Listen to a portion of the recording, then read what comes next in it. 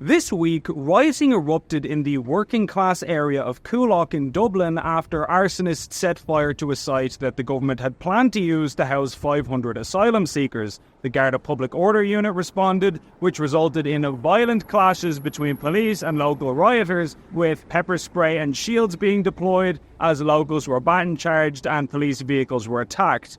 For months now in this country, we've seen numerous riots in working-class areas in response to the government's immigration policy, from the scenes in Newtown Mount Kennedy in Wicklow, which resulted in similar fiery clashes, to the burning and rioting scene in inner-city Dublin before that. This is starting to become almost commonplace now. Every few months, we see the same cycle repeated again and again, where the state tries to force a deeply divisive policy onto a local area. Then the local residents say no, only to be ignored and rebuffed, and then tensions build and build until before you know it, things are on fire and people are getting bludgeoned over the head with clubs. That is becoming the new normal in this country lately, and it's making a mockery of the idea of policing by consent. In Ireland, policing has always been by consent, never by coercion. But in the aftermath of all these chaotic events, we often hear politicians and commentators describe these scenes as shocking. And I have to say, I find that particular line of commentary a little bit odd,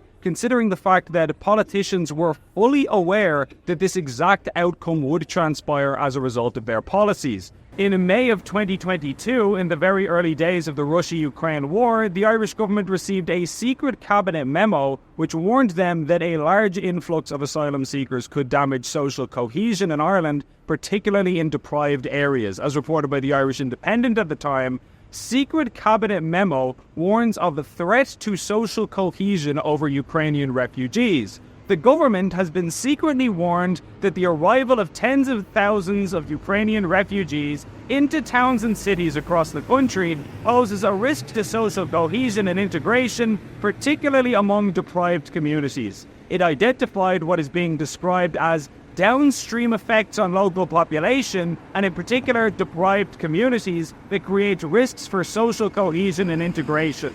The analysis also outlines the potential risk to public services, where it noted that there is already unmet demand. It also highlighted the potential for disruption to transport and travel, the tourism industry, and the coalition's budget and policy priorities. The same report also warned of a, quote, looming accommodation crisis where large numbers of asylum seekers could end up homeless with no accommodation.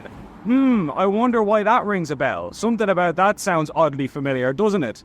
So honestly, I don't know what politicians were expecting to happen here exactly. Their own trusted advisors warned them that doing this could damage social cohesion. They chose to ignore that advice and did it anyway, and lo and behold, it damaged social cohesion. I don't think we need Sherlock Holmes for this one. I believe we have solved the riddle already. Politicians stopped, looked directly at the landmine, and then proceeded to step on it anyway, but not before insulting those who had warned them not to do it first. Just listen to how Housing Minister Darragh O'Brien responded when independent TD Carol Nolan raised this as a concern as far back as 2022. You are aware that in May the government was warned that the arrival of tens of thousands of refugees posed a risk to social cohesion and integration, particularly among deprived communities.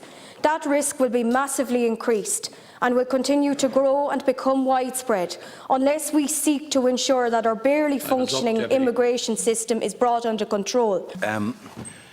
Deputy, I respectfully say that your comments here this afternoon pose a risk to social cohesion. I want to be very clear on behalf of the government. That's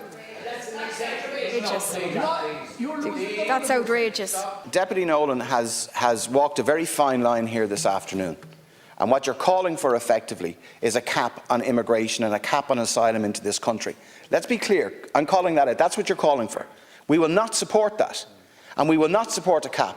I think I would never actually agree with the Housing Minister, but I would agree with his sentiment there today. Even if there was concerns that Carol wanted to raise, what happens is you feed into that narrative, that sort of very kind of right-wing, negative kind of, hatred type of narrative, and we don't want that. So the person who pointed out the obvious, namely that mass migration on this scale could lead to social problems, was insulted and demonised for the crime of having a bit of cop on and foresight, And even now that she has been fully vindicated and proven right, they still flatly refuse to apologise to her. Do you think that it was unfair of Minister O'Brien to accuse Deputy Nolan of undermining social cohesion by pointing out that we would run out of accommodation and we would end up in a crisis situation, which is now very obviously materialised? Well, look, I would have a very different starting point on these issues to Deputy Nolan, and I certainly don't think she's owed an apology, no. O'Gorman is of course correct that the government does have a different starting point to Nolan on this issue. That is to say, they had the wrong starting point and hers was correct, as we have all now clearly seen with our own eyes. This was, after all, the same government that was planning to take 200,000 asylum seekers at one point. In reality, we only took a small fraction of that number, and the country has been plunged into chaos and mayhem ever since. So God help us if we ever got the full 200,000 amount that was originally planned. It would have been like the current situation, but on steroids. And yet still, there are apparently no plans of letting up as regards this issue. Polling clearly shows that Irish people want less migration, but last year we received 13,000 asylum seekers, and this year the government is projecting 22,000. It's actually accelerating. We estimate it will be around 22,000 people seeking international protection this year. That's a significant jump on the 13,000 who sought accommodation last year. For a sense of scale to help wrap your mind around these numbers, here's the number of asylum seekers we used to receive in a normal year before COVID. And here's what the government are projecting our intake is going to be now going forward. They're not even pretending that the influx is going to slow down or maybe get better. Quite the opposite. They are telling us quite plainly that the surge in numbers that we are currently seeing is going to be continuing for the foreseeable future. Just this week, we saw how the village of Dundrum in County Tipperary has a population of 165 natives, and they're planning to move 280 asylum seekers into a local hotel. Literally more migrants than the local population. It just never ends. And meanwhile, our leaders have also made it clear that you have no say or veto over any of this. As then Taoiseach Leo Varadkar openly explained, the so-called community engagement that the government has been participating in has nothing to do with seeking permission to do what they're doing to your community. It's merely about helping communities to welcome the new arrivals. The purpose of the community engagement team is to improve the flow of information regarding arrivals into areas and to help equip local communities with the information required to help them understand the current situation and to assist with the welcome and integration process for new arrivals. It's not a case that community engagement is about seeking permission from communities as to whether people are going to move into their area.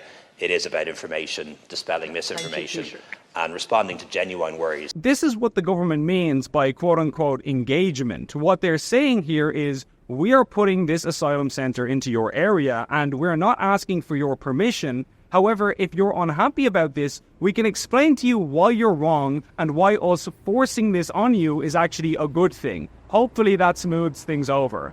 Well, no, it doesn't, quite frankly, because that isn't real engagement. That's railroading people while talking down to them like they're idiots. And when all of this leads to social fragmentation and there's widespread unrest, what is the state's solution? Well, to consider deploying the army as a show of force on behalf of the state. And you believe water cannon and the army is what needs, is what's needed. Okay. So let me explain the point about the army. It's not about, but it's not about bringing on tanks. It's not about bringing military men with guns. It's about having a show of strength on behalf of the state. Yes, I'm very sure that the state deploying the army against its own citizens is sure to calm the situation right down and not be divisive at all. And actually, while you're at it, maybe pass the hate speech bill as well, which would take away one of the few remaining social safety valves that people have left, i.e. the ability to speak your mind and vent, even if what you're saying is offensive to some people. I'm sure forcibly shutting people up by law when they're already furious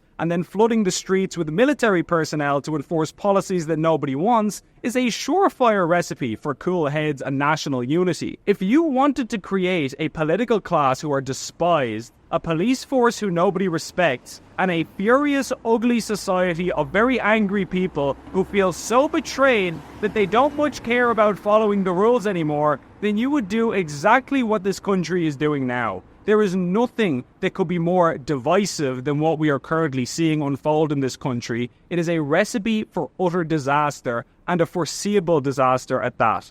Poorly managed social change has left this country a powder keg, and that should concern us all. The ancient Chinese philosopher Lao Tzu once said, "If you don't change direction, you may end up where you're heading." If our leaders allow this country to end up where it's heading, we may all come to sorely regret it.